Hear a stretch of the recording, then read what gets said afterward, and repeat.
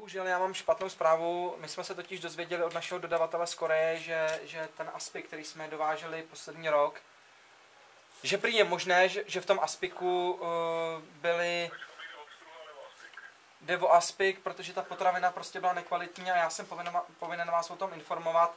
Bohužel jsme se dozvěděli, že se tam může nacházet bakterie známá jako Noctoricus candaranis a jedná se vlastně o červa, který může napadat střeva.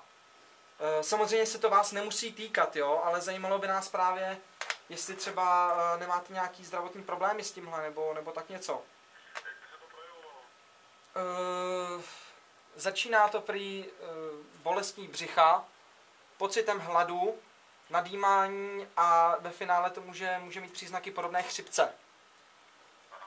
Jakoby točí se to v cyklusech zhruba jednou za měsíc, prostě na pár dní, takovýhle stav. Stop. Wait. Think about it. Run up.